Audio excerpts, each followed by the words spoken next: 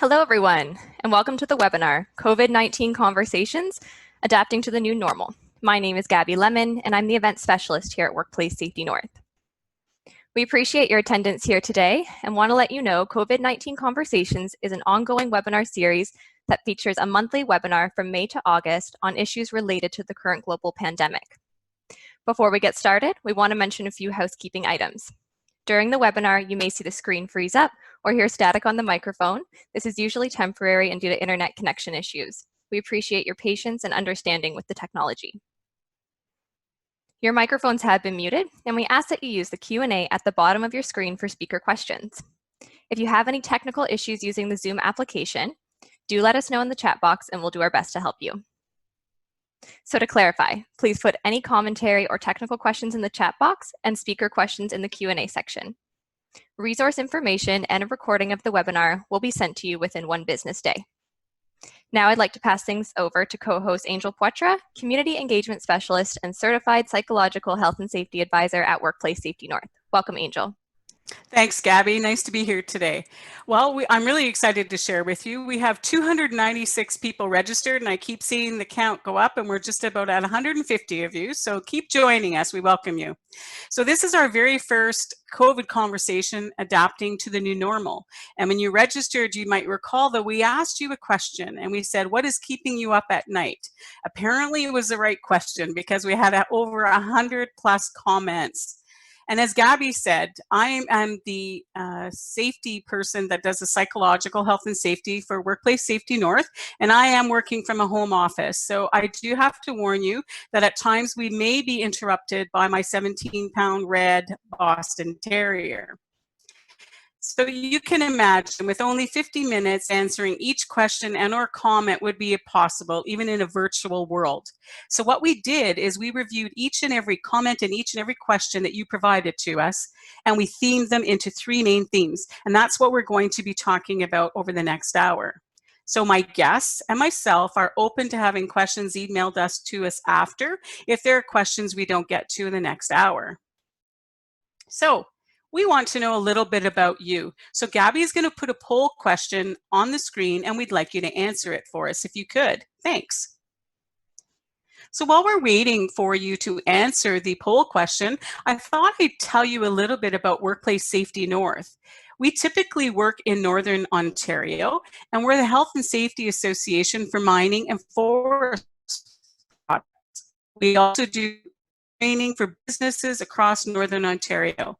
We provide prevention, mine rescue, and specialty emergency training services. And we have specialists located across the province for you. Please feel free to visit us at workplacesafetynorth.ca for more information and information about COVID.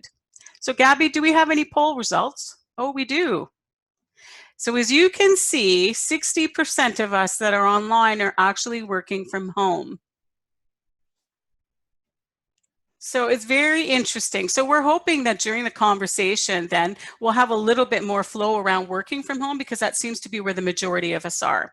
So each of us is on a different journey during COVID-19 and we're in a different direction, but the routes that we're taking are all going to get us to the one same thing, reaching out and learning from each other because each and every one of us has something to contribute.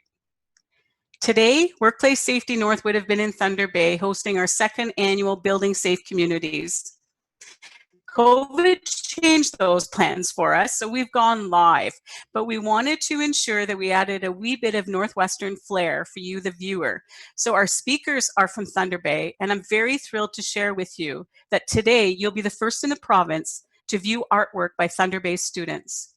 It was our 2nd annual contest where we asked students to design artwork that depicted health and safety, mental health, inclusion, and diversity in our workplace. And did they ever deliver? So our guests today each chose their own favorite, and we're going to send you a link to the WSN Virtual Art Gallery so that you can review all the gallery of fine, fine art. We encourage you to pick ones that you really do like because 1st, 2nd, and 3rd place winners will receive cash prizes from Workplace Safety North. So the first picture on the left, This artwork portrays a man and what's going on in his head. He shines a light on the stresses of the workplace and the effect that work can have on mental health. The second aspect of the artwork is the writing.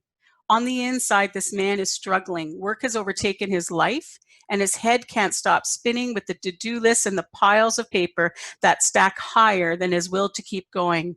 On the inside, he is not okay. But on the outside, he's telling the world, I'm okay. The inside of his mind is dark and cluttered, but on the outside, he shines bright yellow, and to many of his colleagues, they would never know he is so stressed. She chose to use this artwork to show that mental health isn't always easy to see, and that some of us hide it better than others. So she's telling you, the viewer, to have the mental health conversation. We should always be prepared to ask somebody, are you really okay? And how very fitting for the world of COVID-19 that we're living in. So we do strongly suggest that you reach out today and ask somebody, are you okay? The second picture on the right is about reaching out. Liam says, a workplace that is not diverse can feel very unwelcoming or exclusive, which can cause poor mental health. In this scenario, the employee on the right is feeling stressed and anxious about their current life state. As you can see, the other employees are welcoming and they're showing acceptance. They are reaching out to promote diversity and inclusivity, thus creating a healthier workplace and diminishing their fellow associates' stress and anxiety. So these are only two of the pieces of art, and I had the opportunity to meet the students, incredibly gifted young people, and we will be leaving our world to some wonderful leaders. So when we began looking for our two leaders to join us in today's conversation, we thought you would appreciate passion, knowledge, caring, and humor. And this is exactly what these two ladies are going to bring to us for the next hour. Please join me in welcoming Amy Kembel, a certified registered safety professional, a passionate safety leader for the last 17 years, and lifelong learner. Amy is gearing up to start her master's this fall. Amy is the manager of safety and training at Synergy North. She shared with me that she's fending off gray hairs, raising two tween daughters with her husband. But don't worry, don't fret. They have help with the girls in the form of Zeus, a supersized German Shepherd. And we also are joined by Karen McKissick, who is also a Canadian registered safety professional with almost 30 years of health and safety leadership. Yes, she started at 12, she told me. Karen's experience have covered government, community healthcare, and now she is a safety officer at the Catholic School Board in Thunder Bay. A proud dog owner, but he goes to work with her husband each day. Karen is monitoring her family's toilet paper consumption and trying hard not to binge watch Netflix. She's also practicing physical distancing at various retailers and hopes to do more on a golf course. Welcome, ladies, and thank you so much for taking time from your busy schedules to join us today. So let's begin. Hi. Good afternoon. Good afternoon. Amy, can you start us off with one pandemic thought or one learning, one success, or one challenge that you've seen in the last 2.5 months? Good morning. I would like to say it's happy to be here, but I'm in my basement office, which I've been in for almost 2 months. So it's not like we're face to face, but it's really neat to be able to continue to have the conference like this. So thanks for inviting me. I have two thoughts. I'm going to cheat Angel. The first one is to acknowledge the loss I think that everybody is seeing, and the loss that many people have seen in terms of loss of life and loss from an economic and job perspective. So I don't want to start on a negative, but it's something I can't ignore. It's something I think that's really driven the reason why we're continuing to work together. The real lesson I think that I've gotten so far is the very fact that we're human shows that we know how to evolve. It shows that we know how to be flexible, and it shows that we know how to respond to some of these outside forces that we have no control over. I think it's probably been a long time since we've done it on this scale. But I feel pretty positive that we can continue to work together. Hopefully today we can come out with some good resources and have a good conversation around how we can get there together. Perfect. Karen? Hello. Hello. So when Amy and I were chatting prior to this, we both came up with similar thoughts about what the word or the impact that this global pandemic has had. And for me, the word is gratitude. I am very much full of gratitude to everyone who's signed on today to be with us for their 1 hour. Time is very precious during the day. I am very grateful that we are Canadian and that we have leadership and healthcare and you know, and I guess I just never realized how important health was until we're in a massive health pandemic. So I think all of us are doing our checks and balances. We are staying at home, being safe, wearing masks, washing our hands relentlessly so that we can maintain our health and that of the loved ones around us. So I also want to bring gratitude to my grocery store that allows me to feed 3 men in my house, and that's a lot of food that I go through. Gratitude to people who wear masks and who do physical distancing and follow the arrows in the store. As a safety professional, I'm all about process. So very gracious and to those individuals. I've discovered local foods and my local farmers, and my never realizing how far food has to travel to Thunder Bay and how many countries it has to go through, not to mention how many hands are touching everything. So again, it's really opening up my eyes to what our local farmers and producers are all about in our area. And finally, gratitude for my friends and family. So I think that's the core. That is what motivates me to get up every day, and very grateful too that I have an employer that's still allowing me to work from home and trying to throw everything on the table to make sure that we can all return to work safely. Well, ladies, I'm thrilled that you both chose to start on, like, you were honest, Amy. You didn't start on the most positive note, but you went into the positive. And I think that's really important, especially when you talk about gratitude, right? Because gratitude is very important for our resilience. And it's one of the things that they suggest that we practice each and every day. And sometimes we forget that there are still things to be very grateful for.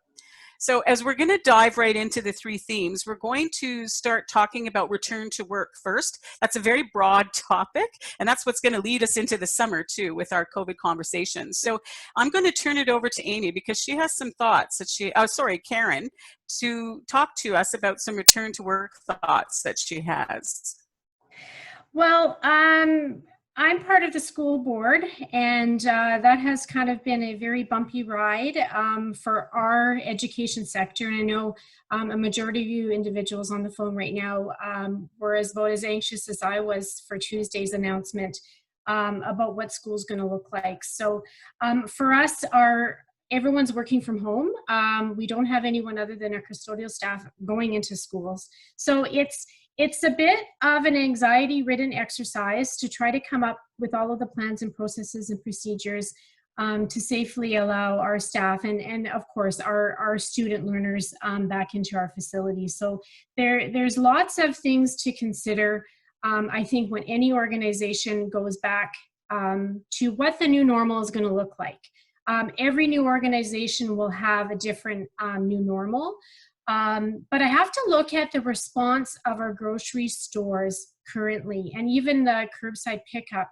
In a short period of time, we saw a huge growth of adaptability with our local retailers to support the needs in a safe manner. So in our community, we fortunately haven't had a huge spike in COVID cases.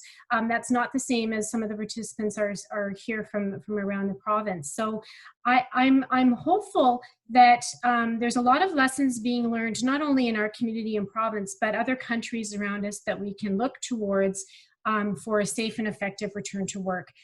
PPE is one of the things that I think we are struggling with in finding. In the safety world, PPE is not usually the first line of defense, and I know, Amy, you can totally support that. It's engineering controls, it's administrative controls. PPE really is the last line of defense. With COVID, it's hand washing and it's PPE. So every organization has to fight for the same pool of resources right now. So for us at the school board and you know, we are going to be spending the next few weeks and coming up with a solid plan, working cohesively across the province and making sure that our staff and students return in a manner that's going to look different. it's not going to be the same.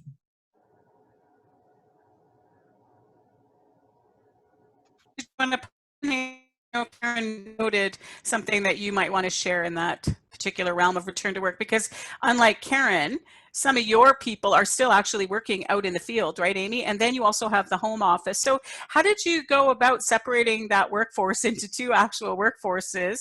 And did you have to do any redevelopment of policies and procedures? Like, how did you manage that? Absolutely. So I work for Synergy North, which is electrical distribution utility here in Thunder Bay. And we have two separate work groups, right? So we have our power line technicians and trades group that are out there in the field keeping the lights on. And then we have folks like myself who are working remotely and working from home. So starting in March, we very much split those workforces, and individuals that had the opportunity to work from home did. Talk about adaptability. I've never seen a more incredible group of people than our IT folk. They're the unsung heroes, I think, too. They leveraged and made sure that everybody had what they needed to work from home. And they did that for our about 75 employees at Thunder Bay and Kenora. And they did that in just over a week, which was incredible. So that helped us to keep things rolling, right? We need the support staff for the trade staff, and we still need to pay the bills and all that sort of thing. But as far as our crews that were in the field, we were able to kind of see this coming, and we're meeting regularly as a pandemic team to make sure that we had measures in place to separate our workforce. So you could imagine if an individual became infected and infected their coworkers, there's certain pockets of groups that if it could spread quickly and we would be paralyzed, that would be a problem. So great processes went into place right away where we were separating, actually created separate physical workplaces for our work groups so that they were not sharing anything. They were not even reporting to the same facility. So obviously that required policies, procedures, and like literally bringing in job trailers to set up remote work sites.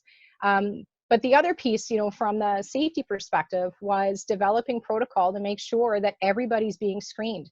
We're still working with contractors. We still need them, but we don't want to be working, near a contractor who could potentially be carrying the virus. So we screen all of our contractors ahead of time. So that sort of thing required research, working with our health unit.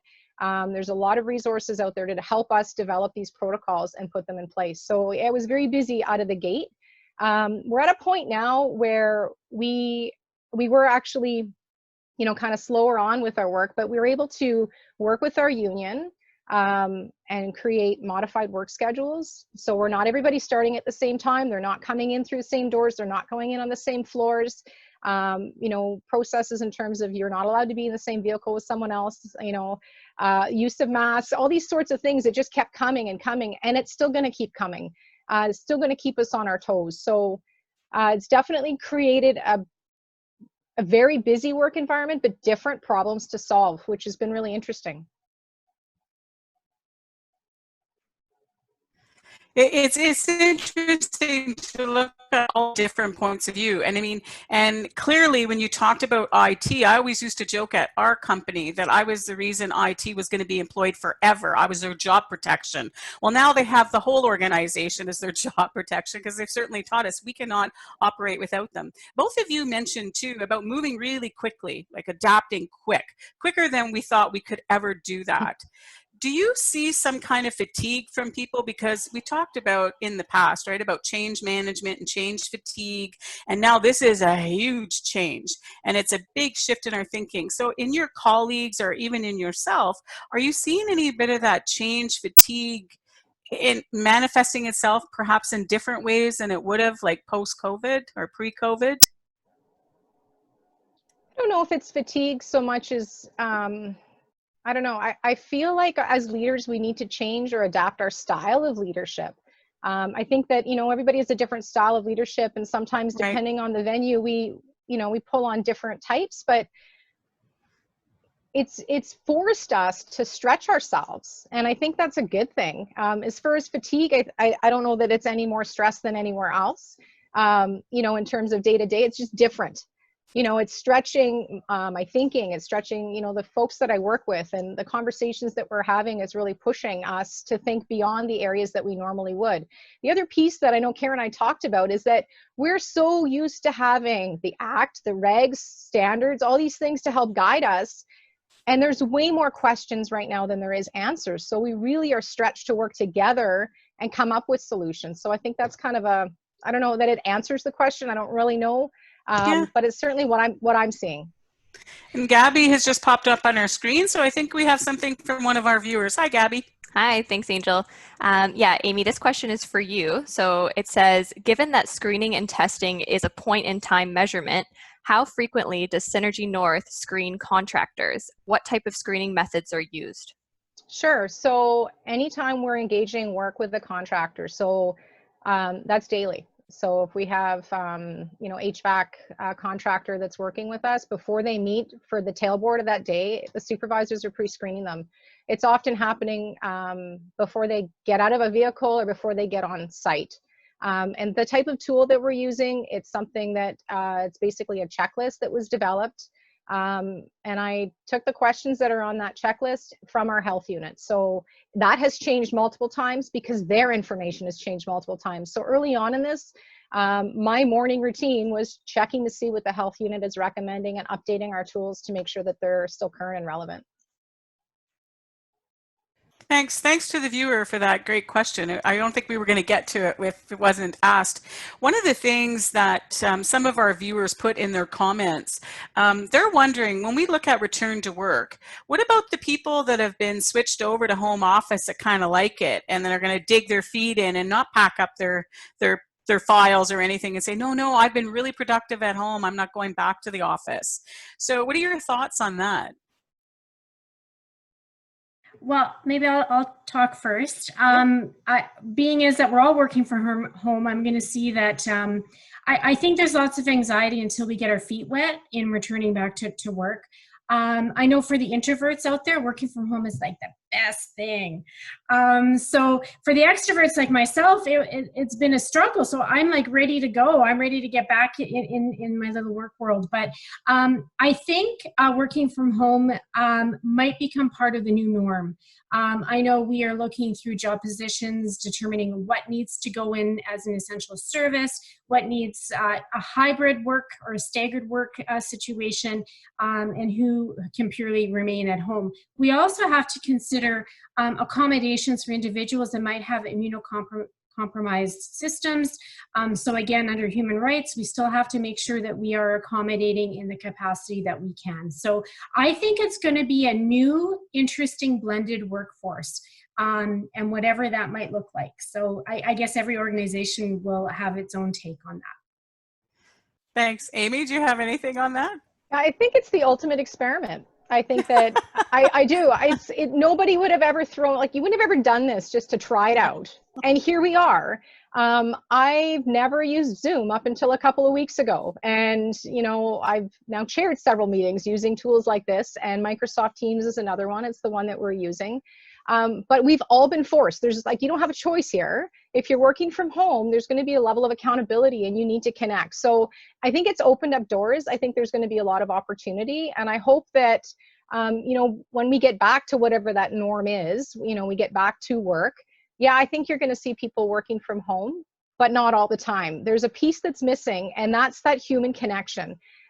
Introvert, extrovert, people need people. And I think that you're going to have to see people back in a physical workplace, but there's going to be more of that working from home balance type thing going on. Oh, I think we have another viewer who has a question. Hi, Gabby. Hi. Yeah, so related to returning back to work, but pivoting a little bit into the mental health topic, someone asks, as we do return to work, as businesses open, obviously the virus is still going to be present. It's unlikely that a vaccine will be here for, a year or 2 years, maybe more. So what do you think employers need to consider to support employees' mental health during this time?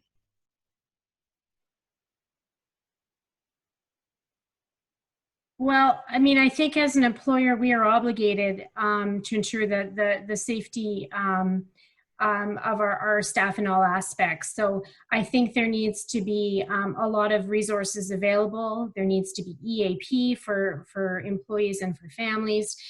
Communities are stepping up. I know the government has mental health services available now in community supports. There's free walk-in or talk-in clinics. So I think the stigma of mental health is being challenged during this pandemic in a good way, and it's probably going to segue into our next line of conversation.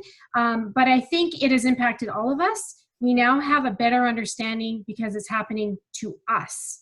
The anxiety, the stress, the fatigue of unknown, and the scariness of not being able to see what the COVID germ is. So I would be very hopeful that employers would be very cognizant of the needs of their employees and having those transparent conversations and being able to provide even a list of resources to support people. And when someone, and again, checking in, are you okay? Just like our artwork at the beginning, are you okay, is something so powerful. Great. Amy, do you want to provide comment on that? Because it's a perfect segue into our next theme. So thank you to that viewer. Absolutely. It is a good segue. But before we leave the return to work side, and I think that this point also kind of leads into helping to put employees at ease a little bit. And that's one of the resources that's going to be sent out afterwards. And that's a link to the sector specific return to work, guidelines from the government. If you're not aware of them, check that out, because I think that there's everybody from dentistry to mining on this call, right? So yes. That list really covers the industries. It's not perfect, I don't think, but I think it's a really good starting point for employers. And it's kind of the return to work, but also the mental health side is we need to manage differently. And where before we would look up and say, okay, here's what the regs say or standards say, and try and find ways to make it work in your workplace. As an employer, as a supervisor, my thought would be have that conversation with your staff. What are they concerned about? Because everybody's coming from a different perspective. Maybe somebody at home has MS and they're very concerned about bringing it home. So, you don't have to reveal your personal health, but it's okay to have those conversations around what your concerns are. Let your employees be heard. Let them come up with some solutions that maybe they think are going to work for them. So when they're part of that conversation, hopefully that'll help to ease some of the concerns that people have. Yeah, that's a perfect intro for this next kind of topic to talk about. Before COVID, it was 1 in 4 with mental health issues, and the conversation was just starting around mental health and the stigma attached to it. So some of our viewers, and in our previous conversations, we've talked about perhaps one of the best things to come out of COVID is the push to mental health right to the top. And then it's okay to talk about it. And it's okay to go up to somebody and says, are you okay? Right? You don't have to be a psychologist or a psychiatrist to ask the question. So have you noticed that kind of positive slant where it becomes a little more comfortable with people bring that topic forward? For sure. Because I think that in, 1 in 4, while there's how many on the call right now, I'm one of them. And my goal here was to kind of share a little bit of my story, struggling with anxiety and some concerns that I had when I started out. I jumped into, okay, I'll work from home. I got this, and grabbed my banker's box. And I think, okay, I'm working on this, and this, and grabbed everything and grabbed my laptop, and I set up in my dining room. My husband works at home regularly, so he's got a home office in the basement. I thought I'll give, separate space. He's on calls. I know I'll be on calls. And I set up in my dining room on my laptop, no monitor. I did have a keyboard. And I said to my kids, my daughters are 9 and 11, and said, okay, you can walk around the other way. There's no reason you need to walk by me, and I'll work out of the dining room. And that worked for about a week and a half. And as I got to the end of the second week, I felt the layers coming on. And I think that I started out feeling optimistic that this is short term. And Premier Ford announced this is a state of emergency and we're not going anywhere. And the different pressures coming on at different levels, I broke. I found myself at the end of that week really struggling. And my coworker, my husband, he and I had a conversation. I know my coworkers are different, but it's all good to still connect with people. He said, you know what, Amy, you really need to give yourself space downstairs. And I'm lucky we've got another, this is my new office. And this is my sewing table behind me and another craft table that I'm working on. And I got my other monitors and I made this my space because I had no break, and it wasn't okay for me. I would get up to do my regular routine. I'm very routine based, and I think that's an important takeaway, is have a routine. Even though you might be in your pajamas, maybe get dressed. You know, your commute is maybe a few feet or downstairs, but it's still a commute and you need to keep routine. I would get up in my gym clothes. Instead of going to the basement to work out, I couldn't walk by my computer and not stop because my head was still spinning. So I moved the office into, I created an office instead of the dining room table. Now my family can eat together back in the dining room again, other important pieces that came out of it. But it changed my game entirely. Accepting that this is something that is not short-term. That took me some time. And B, make sure that I have the routines and I have a space dedicated to work. I have a start time and I have an end time most days.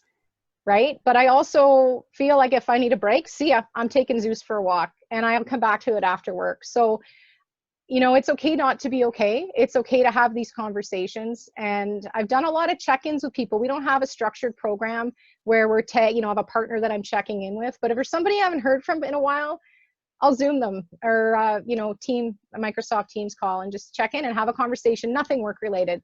But it's just like we would have done walking into the office before. Yeah. So. Yeah, it's interesting you should mention that, because one of the comments that just came up is exactly what you just said. And Christine said, I think we should also say it's okay not to be okay. And we have to allow ourselves permission to feel that way and others around us, right? So you really, you know, talk to that well. So thanks for sharing your story. I think stories are important, and that's how we learn. And that's what this whole conversation is about sharing stories and a little bit of humor. And Karen, I'm going to pass it over to you because I know you have something to say. Who, me?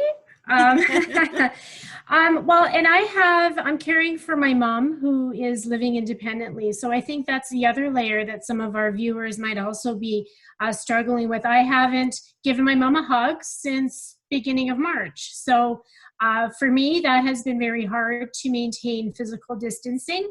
But I'm her grocery getter. So she is a quilter. I have face masks to match every one of my outfits. It's incredible.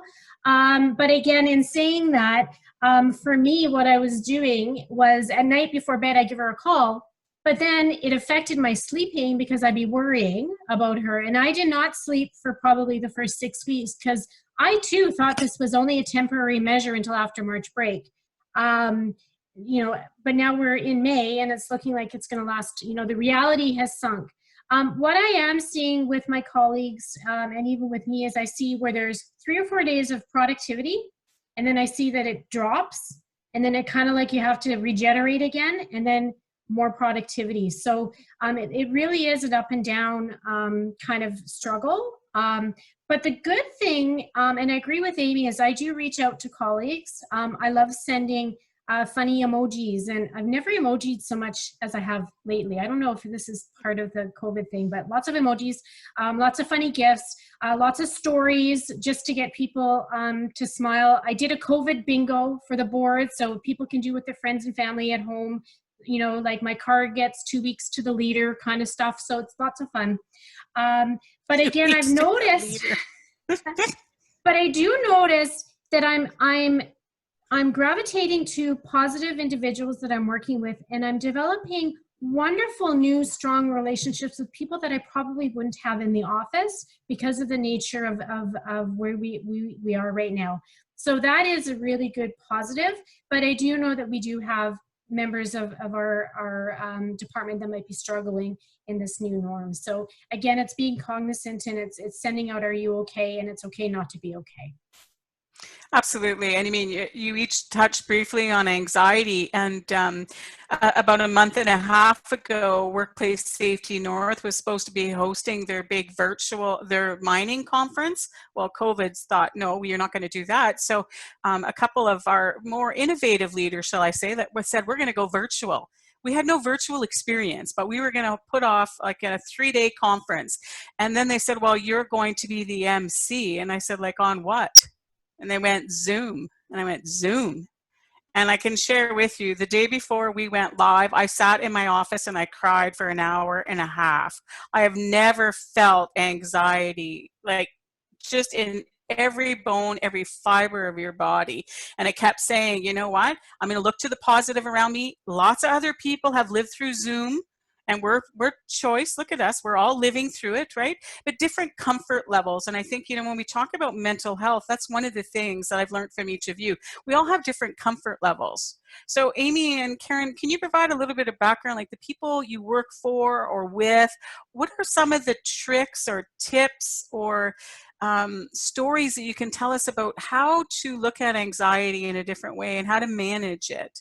Because you were both very open when I asked you to be guests today, and you said, we only want to come on if you let us really give tangible takeaways to the viewers. So this is a great opportunity. I mean, and it doesn't have to be something you've actually seen. It could be something that you've heard of. Karen, I see you going. Oh, there we go. You know, I don't want to talk and not unmute myself. I think anxiety is like code for everything these days. Building up to go to the grocery store, making sure that you're donning your mask and you're washing your hands. I mean, like there's a whole extra level of care and precaution that we have to do now for our regular activities. I think people who have never experienced anxiety might be experiencing it right now. I think what we have to do is recognize. If you can recognize when things are triggering you or you know, I'll be honest with you, lately I feel like I'm bossy pants. Like I'm like shooting in the line of fire. I'm making decisions. I'm answering questions. I'm like out there. Sometimes I think I'm not being very nice because I want to get the task done and move on. So I now need to recognize that that is my fright kind of mode of management style, that I need to now take a breath, relax, and recognize that other people are bringing different things with them to the table. So it's having more patience. It's having more understanding. And if you don't know, you know what, it's okay to say, I don't know, because right now our playbook has been shredded and burned in the campfire. So we now need to reinvent the wheel, which is bizarre because, I mean, who would have thought in 2020 with everything we have going that this is where we would be? But with that being said, I think part of a cure for anxiety is communication, transparency, honesty, and the human spirit. Our resilience is amazing. We have all of the answers to our questions. We have them in our agency. We have them when we network. We have them within our country and globally. So I think we just have to get really good at shopping for the right answers. Amy, do you have, oh yes you do, you have something you want to contribute? I do, and it's so simple, and it's be kind. It's incredible. I was, early on, I had to go to Walmart. It wasn't, you know, the anxiety coming up, but there was a lady beside me getting a cart, and I could just see it in her face. She was so stressed. And something as simple as a smile and good morning, you know, just be kind, be compassionate. We're going through this together and we're all handling it in our own ways. But as an employer, address those fears. Don't ignore them. Address those concerns. Be kind and have those conversations. You mentioned communication, Karen, 100%. I know it takes time, but empathy goes a really long way, particularly now. Now, this is a question that I know the three of us can talk about quite easily, about humor, because any of the conversations that we've had in the past, it's actually come up. But when you do talk about work-life balance and mental health and your children working at home with you or your husband or whoever it is, they say humor really is a very good way to get through the day. Some days you need more humor than others. So I'm going to ask you, what has been your go-to for the humor in this whole situation? I know Karen talked earlier about emojis and post-it notes, but is there a go-to thing that you have? Like for me, it's the little tiny 2-year-old who puts her mother's lipstick on, and her dad says to her, like, whose lipstick is that? She goes, my lipstick, my lipstick. And he asked her where she bought it, and she tells him she got it from Home Depot. And you can clearly tell it's her mother's, right? And the father is like doing an interview with her, and he stays pretty calm, cool, and collected until the very end when she says to him that her Tiptic is from Home Depot. And when he asks her, who told you could put it on? And she kind of looks around and she goes, I asked myself. So, right? Look inside yourself. So she's my go-to for the humor. So what's yours, Amy? My kids, 100%. It's ongoing. You know, they're so creative.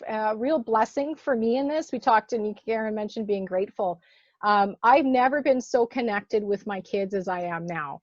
I failed grade 5 fractions, I'm sure, the first time around, and I sure hope my daughter did better than I am. But it's going through these things together, and they're hilarious. They crack me up. I'm so grateful that they're here. The other piece is I stay connected with other people and share those stories. One that just had me laughing, one of my neighbor was on a call with his coworkers, and his 3-year-old comes in to share that she's had a pee on the potty, and everybody's there listening. It's like, this is life. This is our lives. Welcome to my home. These are my animals, my children. My husband doing, you know, a funky chicken trying to carry something and tripping over the cat behind me. This is us. This is who we are. And I think you have to laugh at those normal life moments. It just is what it is. Karen, we're going to go to you, and then we're going to switch over to Gabby because I believe a viewer has a comment or a question. So I find humor in everything these days. I don't know if it's because I want to be day drinking, but I'm not, because I'm very responsible. But no, I have an 18 and a 19-year-old, two sons. And I mean, I really, truly am enjoying being stuck at home with both of them. They're hilarious. So I feel like I'm now the cool mom because I'm, you know, able to have these conversations with them. But again, I'm not a fan of social media, but I do have to admit, I'm discovering Twitter feeds, and some of them are really freaking hilarious. So I do try to find humor in every little nook and cranny, even when I'm out in the public. And I'll be honest, some of our conferencing call, I'm like, wow, I'm at, you know, COVID hairdos, and, you know, it's like photo bombs of kids and dogs and cats and all this kind of, you know, it makes us human. And I love the fact that our work facade has changed to being a human facade. And that, I mean, I think I have more appreciation for my colleagues and my friends and family, because we are truly now showing our human side. Wonderfully said, Karen. Okay, Gabby. Thanks, Angel. So this is a question about self-care. Someone asks, have you found yourself taking more time for self-care? Is this a tool you remind yourself and your coworkers to use? If so, what strategies do you find most beneficial or promote as an employer? I can speak to that. One of the absolute wins for me is my kids typically have to be up at 6:30 to catch the bus at 7:30. So that means I'm up at 5 to get in my workout, which is my morning self-care. Now I can get up at 6:30 and go for a walk and be at my desk for 8 o'clock. And that is golden for me. I don't care if it's raining, it is my must, and my family knows mom's gone, forget it. And I absolutely encourage that for staff as well. I also don't think it's criminal to stop work at 3 o'clock if you're done. And, you know, many times you're going to see staff, we're going to talk about productivity and keeping people engaged as our last discussion point. But I think it's okay to lower expectations when it comes to productivity right now and give people flexibility to do the work when they're in the best headspace to do the work, because that may come at 9 o'clock at night or 5 o'clock in the morning.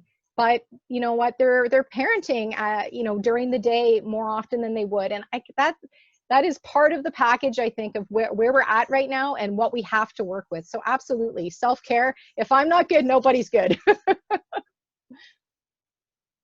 Karen, do you have some nugget of wisdom you'd like to share with us?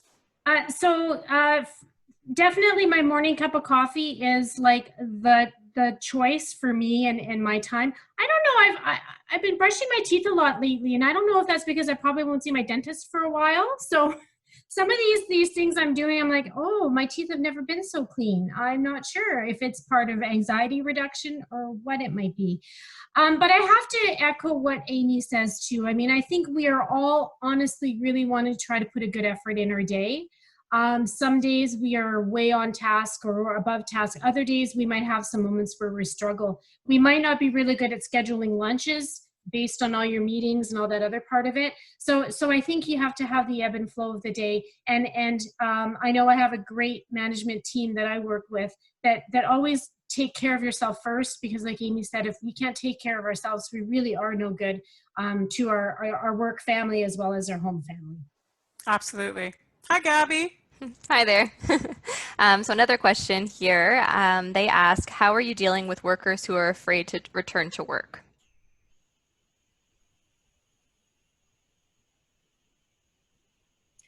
Well, I guess at this point, we haven't had any return to work. So I think this is a great question, though, to consider as we roll towards that September start. I think we might be seeing in the month of June some movements to have our board office reopen. So again, it's going to have those transparent conversations with what do you need, making sure that we have policies, procedures, we have PPE available, so people know the expectations when they step foot in the door as to what they need to do. Self-assessments will become part of the daily routine. Washing your hands, hand sanitizer, gloves, masks, whatever that looks like, and then doing frequent check-ins to see how everyone is doing. Now, we're in a unionized environment too, so again, including the unions in those processes and policies so they can also support the employees.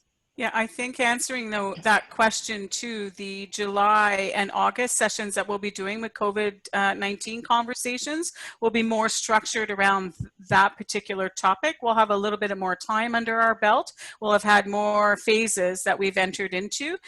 So I'm hoping that those conversations will become a little more clearer in July and August for the viewer who asked that question. But Amy, I'll hand it over to you.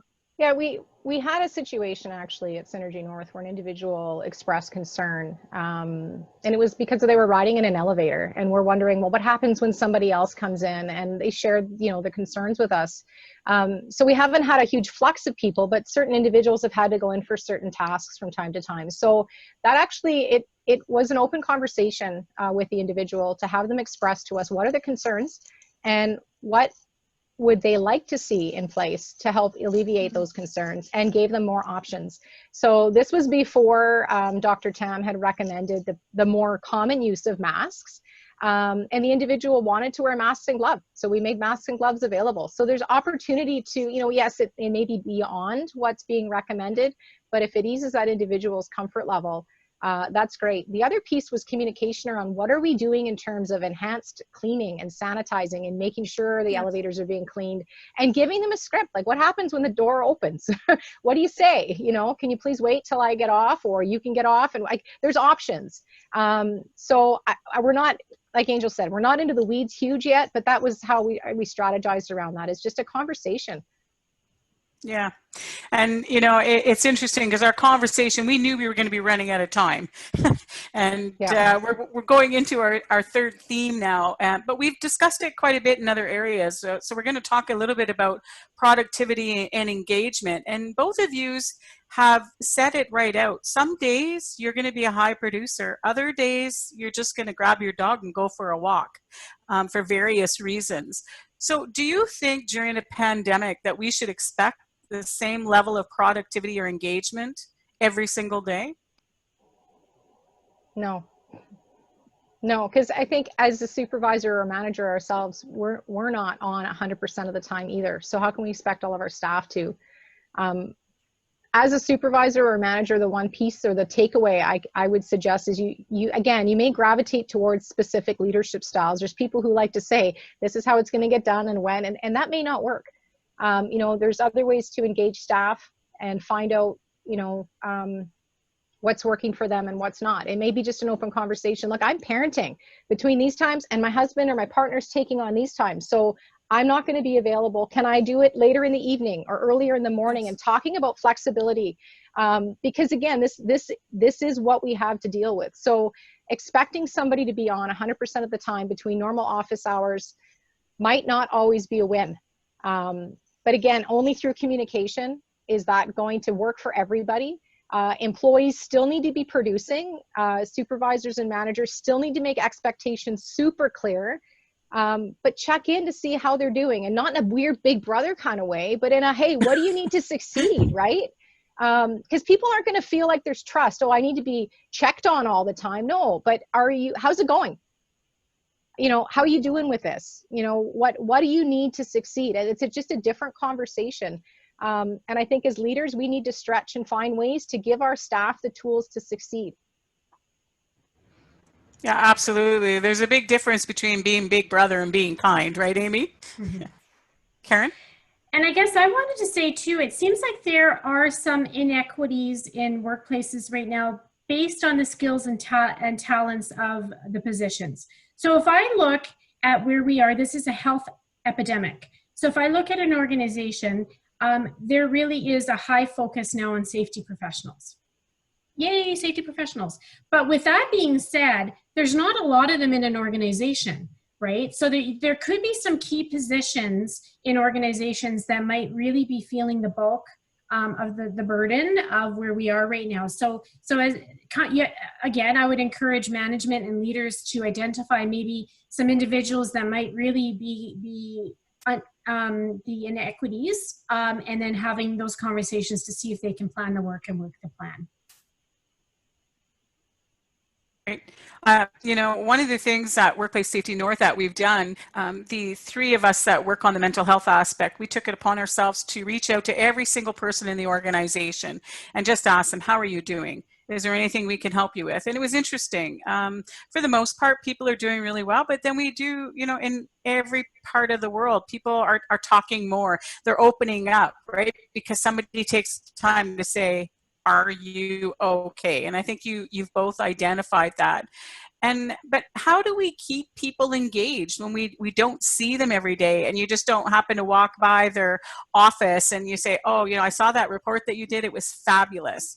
You know, and people, they smile, they feel good about the work that they're doing. How do we maintain that kind of engagement without actually seeing people every day? And we don't want to be, like Amy said, and become big brother and, you know, be one of those companies that's bought this new software. I don't know if you've heard about it, but their stocks are going up because people are purchasing this software that gets into your computer.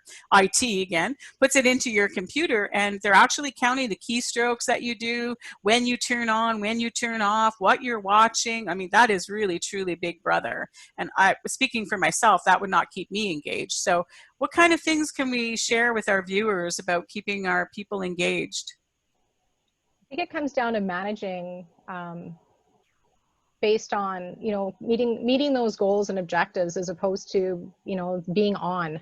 I think, you know, maybe hopefully as managers, you're measuring that already, and that's how you're measuring, is by how well somebody is performing in terms of productivity and what they're coming out with.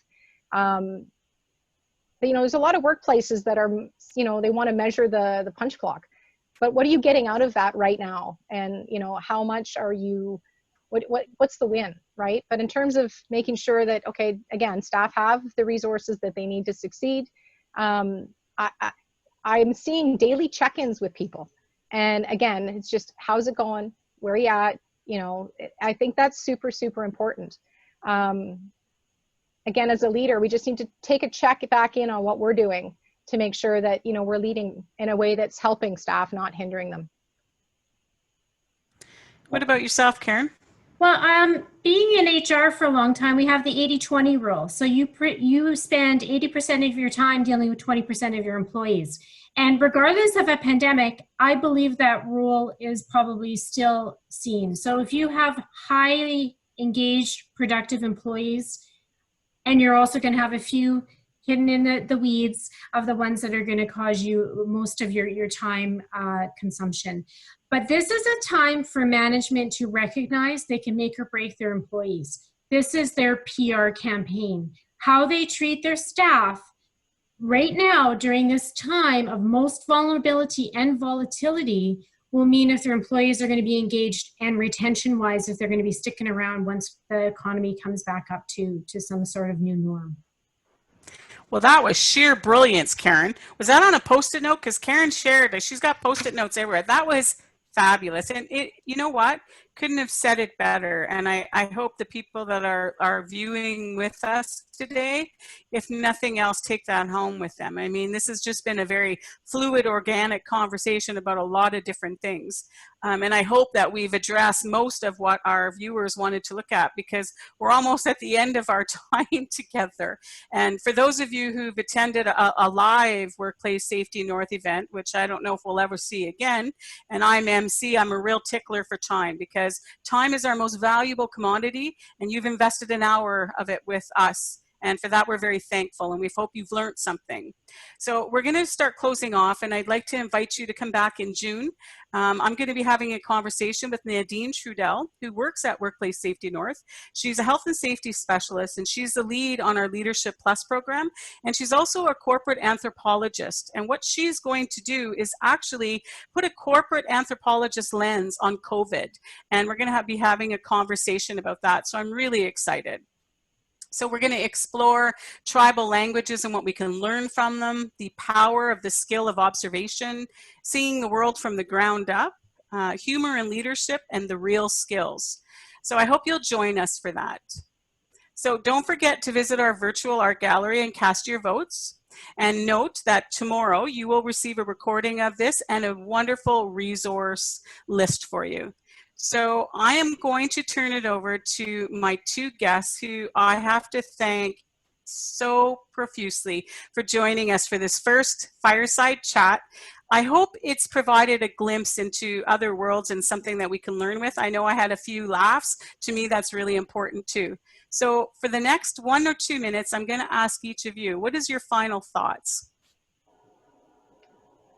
I'll go first. I know Karen's got something a little bit more prepared, but I'm very much a believer that we don't control a lot of the things that come our way. And I think this is a really good example of that, but we do have full control over our response. So I think that there's some good resources that are going to come afterwards to think about, when something comes your way that you weren't expecting, how can you respond to that? That's what you have choice over. So I hope that today was resourceful for you. Thank you. Thanks, Amy. Karen?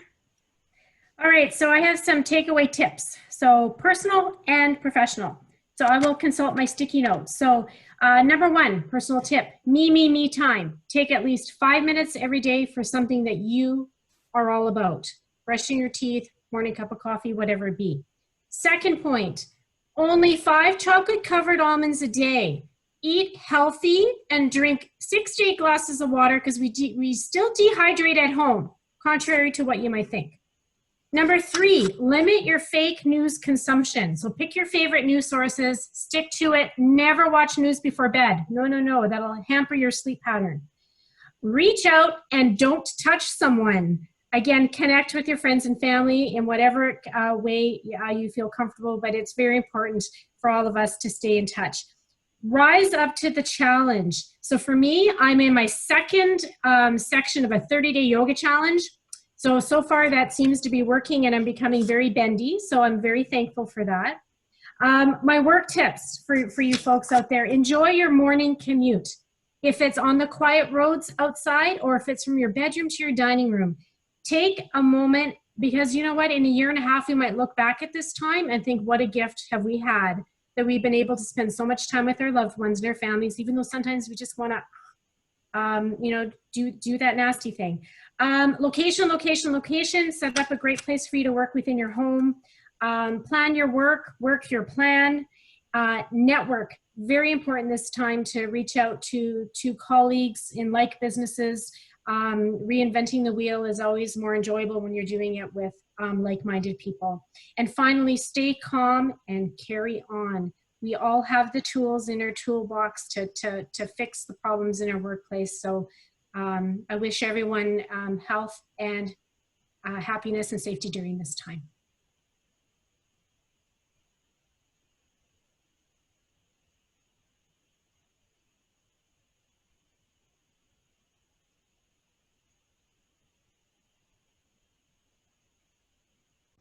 Thank you so much, ladies. And that concludes the webinar for today. So thank you again to everyone who tuned in, and we'll be sure to send along those resources and a recording of the webinar tomorrow. So thank you again and have a great day.